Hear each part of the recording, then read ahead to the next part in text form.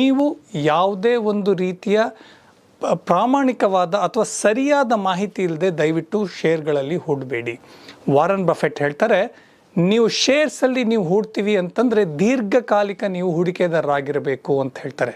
ಅವ್ರು ಹೇಳೋ ಪ್ರಕಾರ ದೀರ್ಘಕಾಲಿಕ ಅಂದರೆ 10 ವರ್ಷ. ಅಂದರೆ ನೀವು ಷೇರು ಮಾರುಕಟ್ಟೆನಲ್ಲಿ ಹಣ ಹೂಡ್ತೀನಿ ಅಂದರೆ ಮೊದಲನೇದಾಗಿ ನೀವು ಷೇರು ಮಾರುಕಟ್ಟೆ ಬಗ್ಗೆ ತಿಳಿದುಕೊಳ್ಬೇಕು. ಪ್ರಾಮಾಣಿಕವಾಗಿ ಯಾರು ಹೇಳ್ತಾರೋ ಅವ್ರ ಮೂಲಕ ಮತ್ತು ನಿಮ್ಮ ಯಾರು ಅಡ್ವೈಸರ್ಸ್ ಇರ್ತಾರೋ ಅವರ ಮೇಲೆ ನಿಮಗೆ ವಿಶ್ವಾಸ ಇರಬೇಕು. ಎರಡನೇದು, ಈ ಡೇ ಟ್ರೇಡಿಂಗು ಮತ್ತು features and options, commodity trading ದಿನಕ್ಕೆ ಮಾಡುವಂಥ ವ್ಯವಹಾರಗಳಲ್ಲೇ ನಿಮಗೆ ನಷ್ಟ ಜಾಸ್ತಿ ಇರುತ್ತೆ. ಅದನ್ನು ಬಹಳ ಹುಷಾರಾಗಿ ಮಾಡಬೇಕು.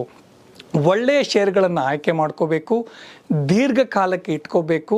ಅದರಲ್ಲಿ ಖಂಡಿತವಾಗ್ಲೂ ನೀವು ಹಣ ಮಾಡ್ಬೋದು. ಇನ್ನು ಶೇರ್ಸ್ ಆ್ಯಂಡ್ ಸ್ಟಾಕ್ಸು ಒಂದೇ, ಮ್ಯೂಚುವಲ್ ಫಂಡ್ಸು ಒಂದೇ.